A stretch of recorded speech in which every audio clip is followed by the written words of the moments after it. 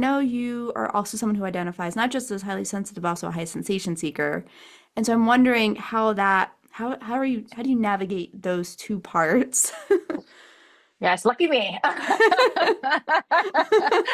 Yeah. So, at first I was like, okay, cool, HSP, right? Right. Just diving into learning about that. And then, but there always was something where it didn't like 100% fit with HSP because I'm like, okay, there's also this other part, right, that craves new experiences and a certain level of intensity and novelty. And so then when I came across high sensation seeker, HSS, like that also clicked too. And and so then I was like, oh, okay, great. Now I'm also this, right? And I just love the way Elaine Aron has depicted it in terms of, it's always like one foot on the gas and one foot on the brake, right? And so then Hmm. I'm like, oh, okay, this is why it feels like there's these two conflicting, like dueling personalities almost like Hmm. inside of me, right?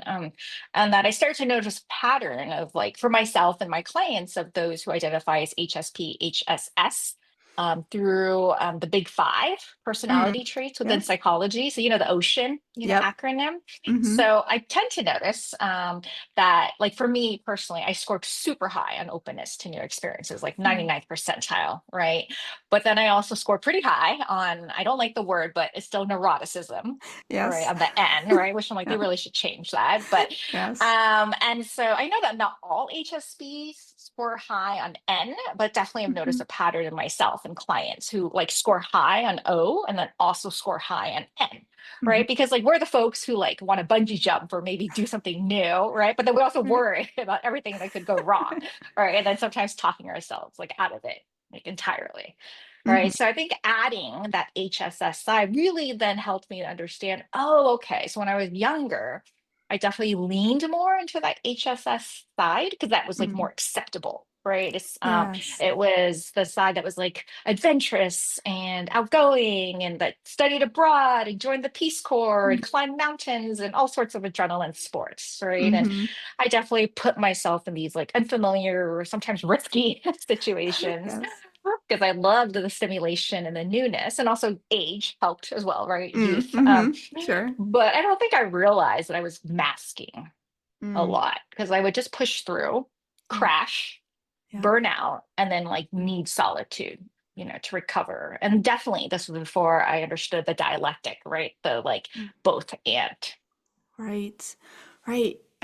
That's a good point that when you're an HSS, it is more of an acceptable part, right? You're more adventurous, you're more Hmm. spontaneous, Yeah. maybe more social, you know, just more adaptable perhaps in that part. But then, right, there's a limit, and at some point you crash. Yeah.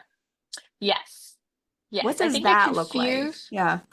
Yeah, I mean, since I didn't know it myself, I think I kind of confused maybe former partners, because then, right, Yep. we're always sort of putting our best foot forward. Mm-hmm. It's not really I always like Chris Rock's like joke about like the first 3 months of dating where you're like, oh, that's your ambassador version Oh, dating. That's not really you, right? right. So I Yes. think my ambassador version really like Mm. leaned into the HSS. So Yes. I would attract, these partners and friends who really enjoyed my HSS side, Yeah. right? Which, I did too. Sure. But after a Sure. while, right, you can only mask for so long. And then I think that part of when you asked about the crash, right? Sometimes it was Yeah. actually like literally like a crash or the like, Yeah. like hurting myself, right? In some kind Mm-hmm. of extreme sport, or just reaching a wall where I'm like, I can't do this anymore, Yeah. in terms of whatever the intensity was of going Mm-hmm. out, socializing, Yes. getting on planes multiple times a month or Right. whatnot. That, yeah, it was, I think, a really rude awakening, Sure. for myself. And then having to try to explain that to the, people that were in my circles at the time. Right. Because, yeah, I think it was really confusing, Mm-hmm. for them and for myself before I Yes. really understood, oh, okay, like how to find that middle ground and almost Mm-hmm. that like regulation Yeah. for both the dopamine seeking side, but also like the nervous system Right. regulating side. I mean, they seem like such opposites of each other. Yes. How do you, present day, find a balance? Are you making sure that you have space carved out for each, adventure and downtime, or is it a conscious process, or is it more in the background at this point? I would love to say it was in the background, but no, it's still a Sure. daily, Yes. I would say struggle. But I would say, yeah, we all have our things, right? And I think Hmm. I've just come to understand, yeah, this is my thing of learning that yes, there are so many things I want to do and I'm interested in, but I think a little bit of reality testing, Hmm. especially again, I know I'm still relatively young, but I've aged, and so just I think owning up to maybe what some of my limits are now, and I think really doing a better job of checking in the moment too. So I think that's where like Yes. my somatic work and meditation Hmm. has come in handy because before maybe I would just push through and Yeah. do certain things, even if I like felt discomfort, because I've just learned to push through Right. discomfort, right? Like, Hmm. right. I'm like, oh, I don't really feel like doing something. That's because, right. And again, this is where societal messages, that's because I'm lazy, or that's because I'm a Yep. scaredy pants, or that's Yep. right. So like, instead of being like, oh no, my body just doesn't want to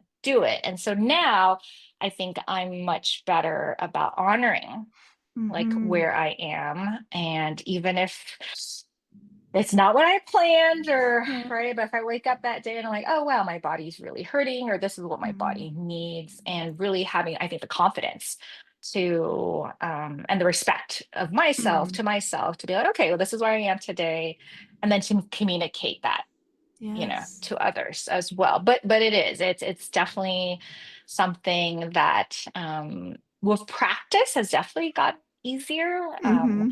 But it's still something that I'm still on the journey as well. So Yes, it makes sense that as you build self-awareness and somatic resources, that you can mhm. catch yourself earlier before the crash. Yeah. You kind of see the signs. That makes sense.